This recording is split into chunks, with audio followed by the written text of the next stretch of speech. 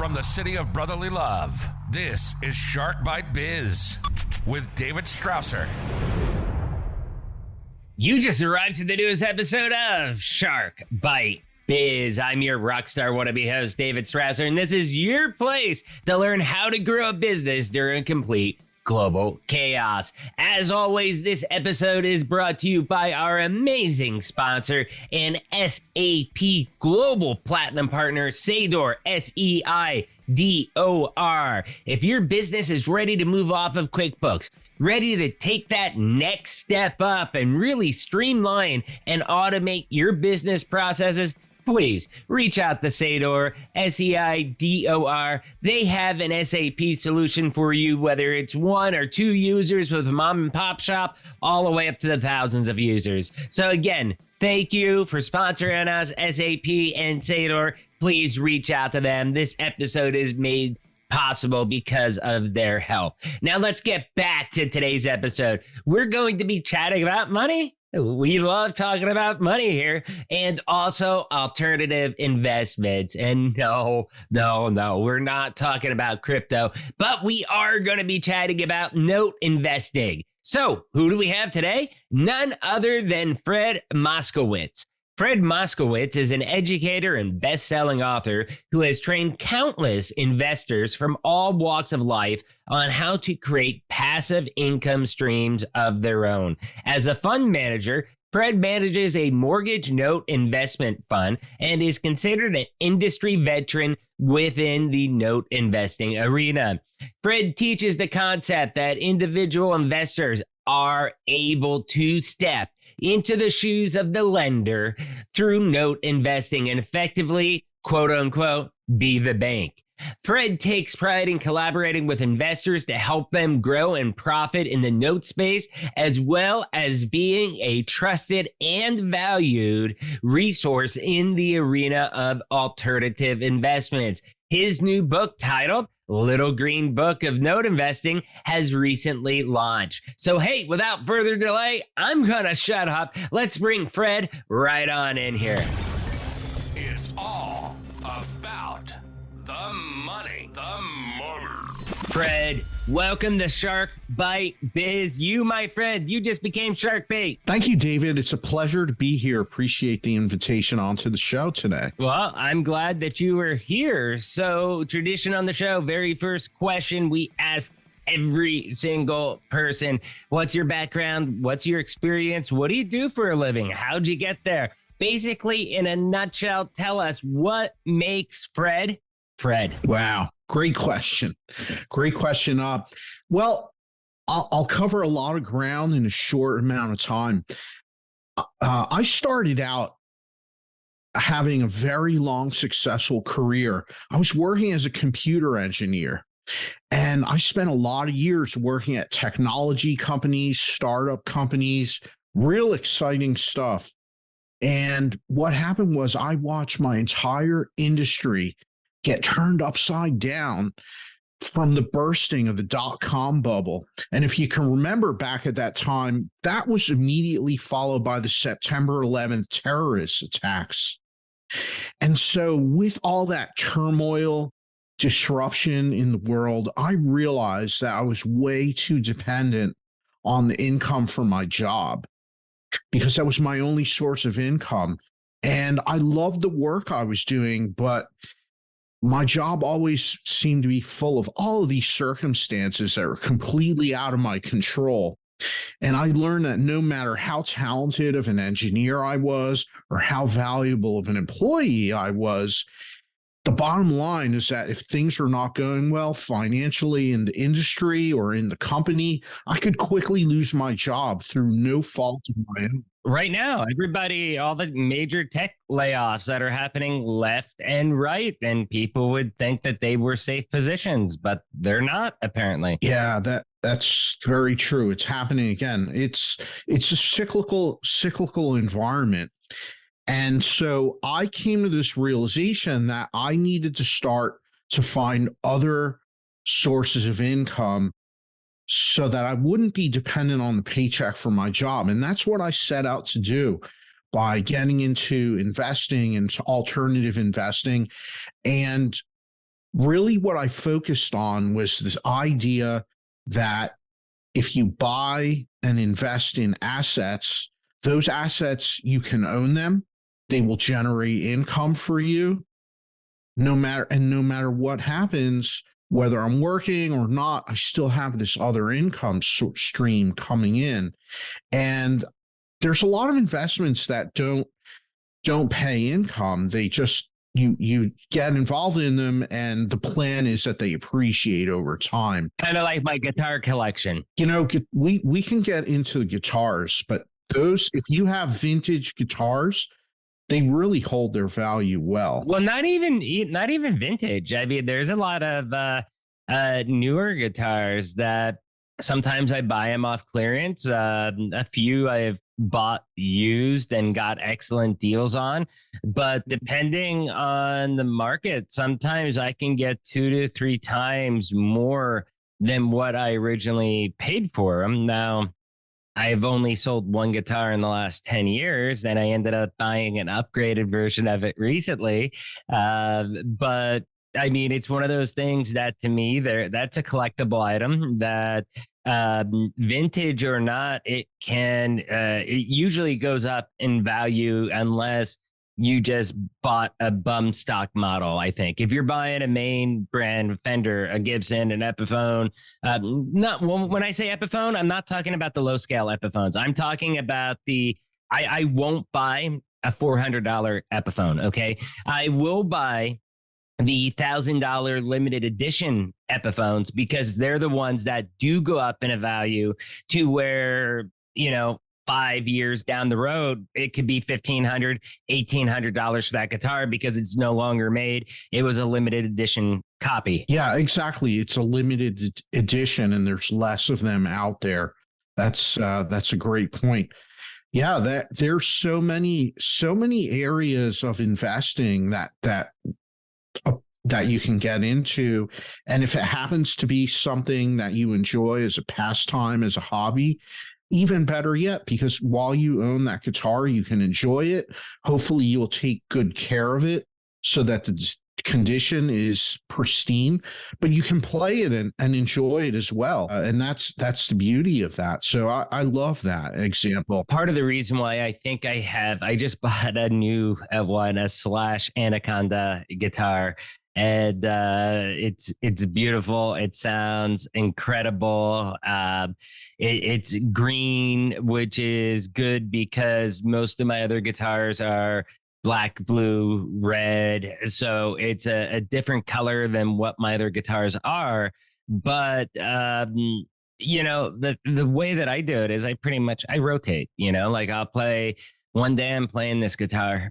Next day or next week, I'll be playing another guitar. So that way I'm not getting so much wear and tear on any individual guitar. And that's kind of how I treat it, because I do view it as an investment, something that either I end up selling because, I don't know, maybe I want to buy a house or a boat or something like that, or something that I want to pass on to my kids after I'm gone. I view that as, and by that point, it will be vintage, but I view it as a collectible item in those regards. And I take the utmost care of them. In fact, usually once a year, I spend $80 to $100 to go get it properly clean, the fretboards wiped down, new strings, even though they usually don't even need strings, get it restrung, get it reset, all that stuff. And I do that because, again, to me, and everybody sees the huge Marshall stamp stack sitting right behind me, but it's a passion. So I get fun and joy out of it because it's my passion. And to me, it's a sound investment because I know that these guitars, even if I were to sell them at a loss on what I paid, it probably wouldn't be more than $100 or $200 max. It's not going to go much lower than that. It's usually going to be higher, and it's a minimal risk on my end. Yeah, I love that. That's wonderful. So you think that's a smart? I mean, you're about alternative investment. I mean, there's so many alternative investments. People invest in artwork, in wine collections, all kinds of collectibles. cars. There's no end to that. Musical instruments, of course, of all kinds. And if as long as you know the subject matter, then you can do really well with that for sure. Oh yeah, definitely, definitely. So what you're doing now, as far as the path that you took, was you wanted to control your income more, and you went on that alternative investment path like I did with guitars, but you did it in another way. So why don't you tell us more about the path that you found? Absolutely. So I got started when I started this investment journey. I started out with real estate investing, having rentals built, and I built up a rental portfolio. And the one thing this pattern I saw throughout my life was that many people around me were able to build substantial wealth just by owning rental real estate and holding it long term. People that did not grow up wealthy were able to become multimillionaires. I saw this pattern over and over again. And then I looked into this more. Didn't that make you feel like, damn, what am I doing wrong? Did you get that feeling? No, I didn't. I got inspired. I said, I need to learn how to do this. And this is something that anyone can do, right? Anyone can do this. So I got involved in myself. I started getting educated. I joined a real estate group here in Philadelphia, where I'm based out of. And it's been wonderful. I got a chance to meet. Now I was meeting hundreds of people that were very successful in real estate, all kinds, single family homes, apartment buildings, commercial property. I met so many different successful people. And so that really inspired me. But one thing that happened over time was that I started to learn a little bit about this really niche area of real estate investing called note investing. And what note investing is it's, instead of buying and owning the real estate, you're buying and owning the debt on the real estate, which is the note and mortgage on the property. And so when you do that, you're buying an existing note, and effectively you're stepping into the shoes of the bank. Because what happens is you transition from being the one making those monthly payments to becoming the one that's receiving the monthly payments every month. And it really generates consistent cash flow and stable income. And so that was very appealing to me. And I got into that about 12 years ago. And I really loved the business. And so I was getting more and more involved. And eventually I left the world of engineering and focus on note investing now full time. It's my main business. And I really enjoy it. I do a lot of speaking and teaching. I speak at investment conferences and always love meeting investors, networking, and building relationships. And the educational aspect of what I do, I really enjoy, because, there's something you don't learn in school. These type of strategies of wealth, how to invest, how to build wealth. And they're taught through education that you have to pursue on your own. You have to take it upon yourself to read a book. There's lots of great books you can read, or listening to podcasts just like this one, where you can learn about new topics, and attending workshops and events and conferences. And so that's something I recommend everyone, no matter what you're interested in, what you like to do, pursue the education, pursue the skills on your own. Exactly. I know that there's a high statistic of the number of people that feel like once they graduated from high school or college, they never open a book again in their life. And that's such a sad thing. I always I like the idea of being a lifelong learner. That's how I see myself. There's always something new to learn about, some area of growth that you can pursue. That's exactly what the show's about. I mean, we talked originally, it was just, learning how to pivot during COVID, but now that we're in a endemic post-COVID type world, now it's all about the 3 Gs: personal growth, professional growth, and business growth. And that's what we focus on, because all three of those are critical for, I think, your personal well-being, having professional growth, having business growth, having personal growth, to be able to get to the next level so that you don't feel stuck. Yeah, absolutely. Absolutely. So with that, then, note investing. I mean, we just got out of one of the hottest real estate markets, I don't know, in a long time, I guess you could say, where prices were crazy during the pandemic. Potentially there's a recession coming. Potentially it's here. Potentially it's not coming. How risky is note investing right now at this point of time? How safe is it? I mean, look, no investment is safe. So people have got to understand that. And my advice, again, I'm not a financial advisor, but as we say numerous times on this show, okay, only invest the amount of money that you're able to lose. But I'd love to hear your opinion. How safe is note investing right now? This is a great question. And there can be a lot of safety. There can be.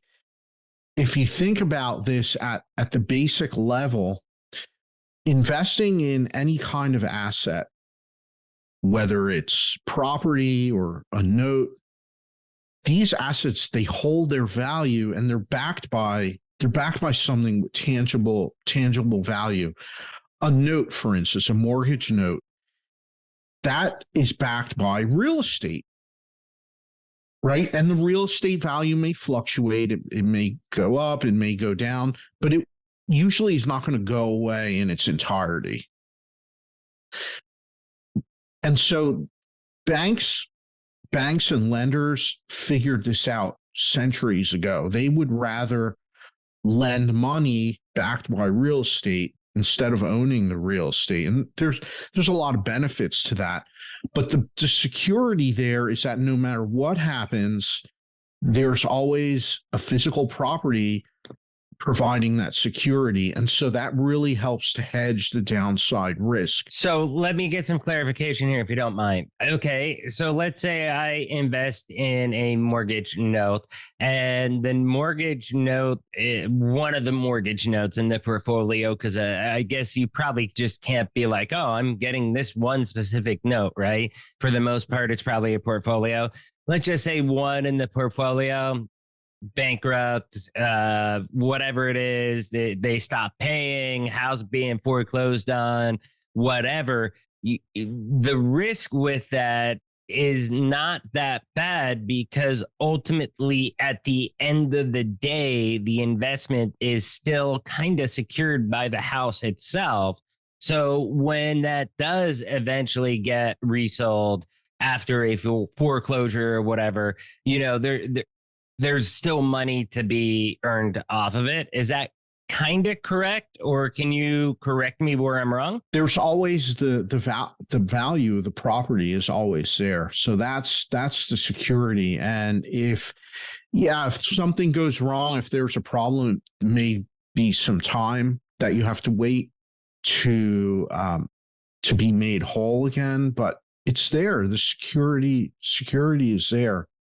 And that's the interesting piece is that in a portfolio of notes, you always have these assets. They're quite liquid, and You have something protecting your investment. It's not like it's crypto where it just could vanish overnight. There's an actual tangible product that's behind it. Correct. Exactly. Okay. So one other topic I wanted to discuss with you is, you mentioned about how to utilize self-directed IRAs as part of your retirement account strategy. Can you explain that to us? What's a self-directed IRA, and how do you utilize that as part of the strategy? Sure. This is a great question. A self-directed IRA is an IRA that's set up at a custodian called a self-directed IRA custodian. They exist. They'll set up your retirement accounts, and they will allow you as the account holder to direct where they are going to make the investments on your behalf. And so when you do this, it opens up a whole world of investments that you can buy real estate, you can invest in a mortgage note, you can do private lending, you can do an equipment lease for a local business. There's so many things. And this is not special. This is in the tax code, in the IRS tax code. The IRS, when it comes to retirement accounts, they don't say that you can only invest in stocks, bonds, and mutual funds. Instead of that, they say what you can't invest in. Mm-hmm. There's some restrictions about what you cannot invest in. And the top items that come to mind are life insurance, collectibles, like your guitar collection. As part of an IRA, to be clear. Exactly, as part of an IRA. And things like wine, beverages, alcoholic beverages, that's not allowed either. But everything else is allowed. And so what happens is, if you call one of your well-known custodians like Vanguard or Fidelity or John Schaub and say, hey, I want to open up an IRA and have you be my custodian, then they'll say, okay, we'll set up your account and now you can go invest that. Here's all these mutual funds and stocks that you can buy. But if you say, hey, I want to invest in a piece of property, or I want to invest in a note, they're going to tell you you can't do that. And it's not because the IRS does not allow you to do that. It's because the custodian, they're not set up. Yeah. So you do have to go to a specialized custodian called self-directed IRA custodians. And there's a number of them that do very well. But when you do that, you work with them and you can do what's called self-directing. And so that's this whole concept. And so what I love teaching about and talking about, I cover a lot of this in my book on note investing. It's the idea that you can use your retirement account funds. Maybe you have an old 401k from a previous employer. I just rolled mine over. It was the easiest thing ever. You can invest in buying notes. And it's a great way to diversify your investment portfolio. So what about, and I've got to ask this because I bought into the Acre Gold program. And for people that don't know Acre Gold, you basically spend, a couple bucks. You have 50 up to 250, and you can get a 2.5 gram up to 10 gram piece of gold. Like, you make the monthly payments. Once you hit the value of that gold, there's, I think, a one-time membership fee of $20 or whatever. But once you hit it, like, for example, I did for a couple months, I think it was maybe 3 months worth of payments in order to reach the level needed for the 10 gram gold bar that I'm showing in here. But my point around that was not to show off the beautiful gold that I have, but what about as an alternative IRA? I see a lot about gold. I see a lot about silver.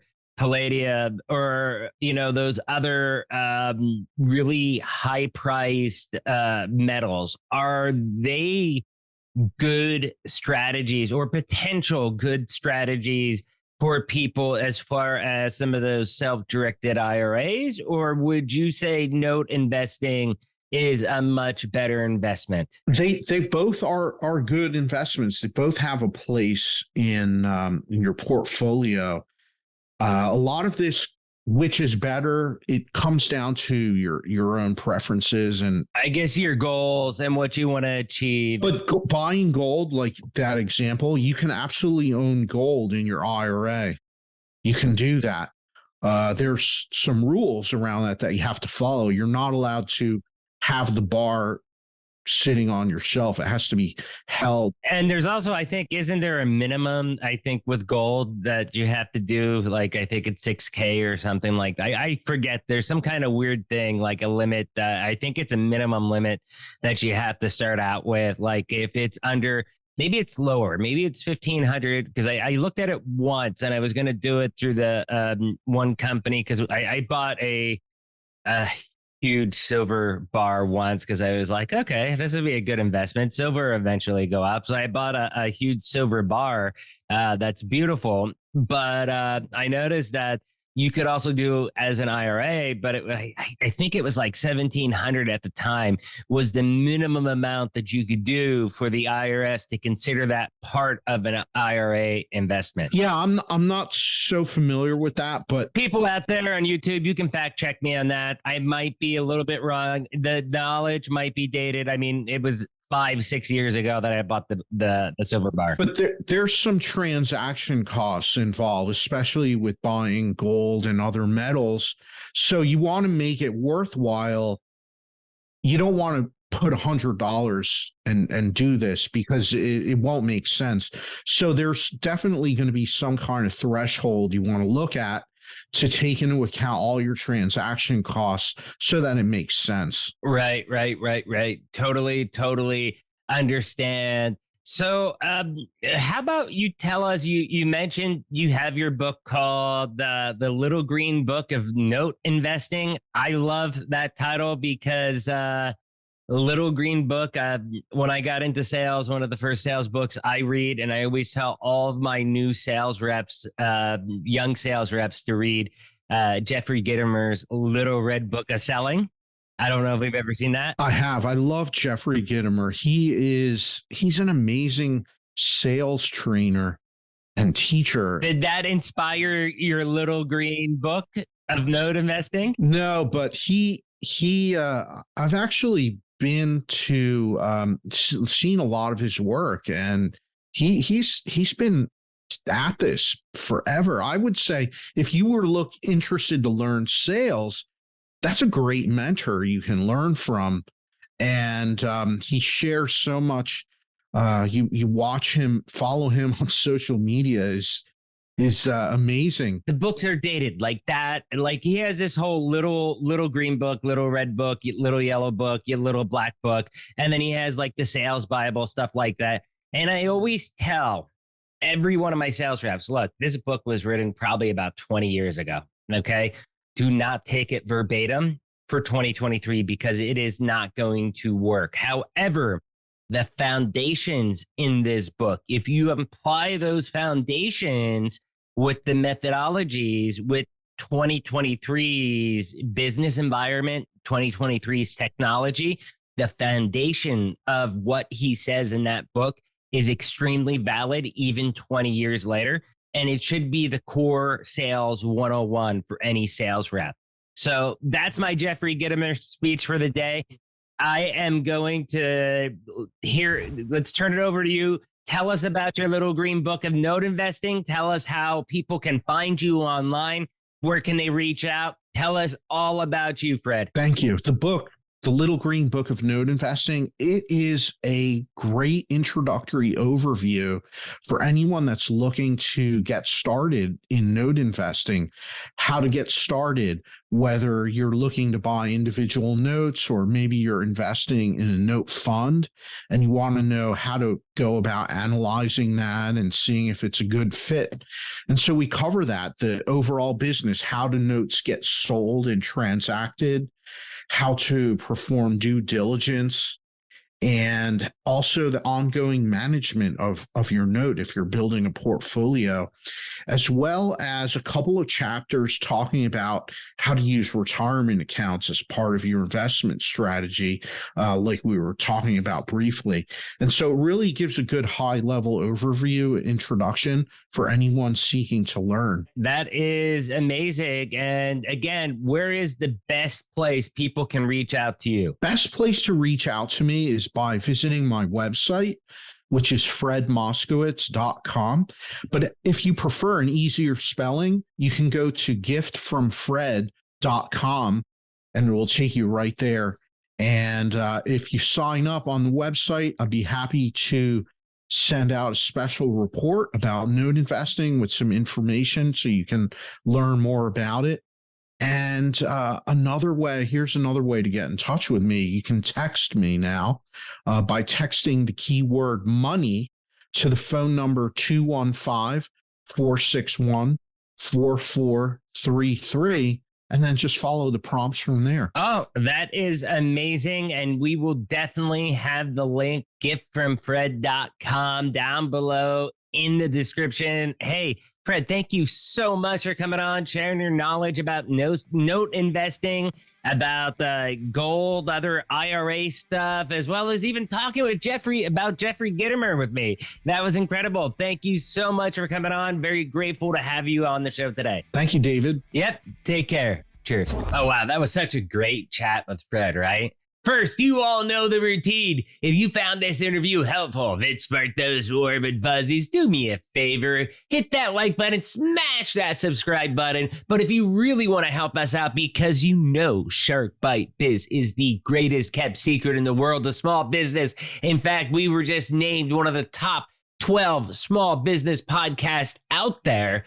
Please do us a favor, share us out to your friends, your colleagues, your family, whoever you can, wherever you dwell on the interwebs. I don't care if it's Facebook, LinkedIn, Twitter, Mastodon, Minds, just Rumble, just get us out there, because I'd love to see nothing more than Shark Bite Biz and Fred out there trending, because, you know, this show, it's all about the 3 G's, you know, personal growth, professional growth, and business growth. And each topic, every single week, I do the best I can to find you the best guests to help you learn something new. Now, let's get back to the rock star of this show, Mr. Fred Moskowitz. Remember, I'm not a financial advisor, and I don't give financial advice. I do give my gut feeling and my personal opinion on things.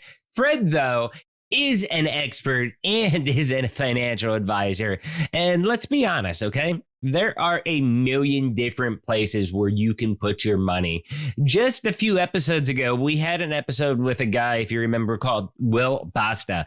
And he was talking about a different direction of investing, kind of using like an e-commerce like strategy. And he talked about the research and how you basically did this to create another revenue stream. And I thought that was pretty gnarly, but that is alternative investing in his eyes because of how they do it. Now, today's guest with Fred Moskowitz, this is actually the second guest that we've had on this show so far in 193 episodes that has come on and had actually talked about note investing and about it being a viable path forward for you to be able to get some incredible returns. Now, I also need to give a shout out to Fred because he took such a mundane topic. I mean, come on, let's be honest with ourselves. Talking about note investing, that isn't like super hot and attractive, something where you're going to get a million clicks on. But He did an excellent job of making this a fun conversation, an interesting conversation, and an overall great chat. Took something boring and made it very interesting to us. And that's something I got total respect for, because it shows how much of a professional that he is. Now, remember, with any type of investment, there's always going to be some sort of risk, whether you're talking about like what Will Basta had, or whether you're talking like Fred had, where we're talking about note investment, or even crypto. I mean, crypto is probably the riskiest thing out there right now. But I will say that there is no free money in life. You have to remember that there is risk reward factors for everything. So whenever I ended up playing the devil's advocate with Fred during the show and challenged him on some of the things that I thought may have been risk, or some of the things that I wasn't fully understanding, I mean, he was really quick on his feet. And this is not edited at all. I mean, there's very minimum editing that goes into our show. I mean, it wasn't like, I have to think about that. No, he was bam, bam, bam, bam, bam, rapid fire sessions as far as answering our questions, as I was pushing to try to get some info out of him about how it works with markets up, markets down, stuff like that. And, you know, he answered pretty much every single question I had. And again, it just shows his level of knowledge and expertise within this industry of note investing. So that's something, total respect. Huge shout out to you, Fred, on that. I will say this, though, and again, not a financial advisor. I just give my gut feeling. I do think that if you're looking for an alternative investment strategy, it's probably worth your time to give Fred a call and see if this type of investment actually makes sense for your personal investment strategy. It might not work at all. It may work. You'll never know. Give Fred a call and see if it's something that actually makes sense for you and for your life.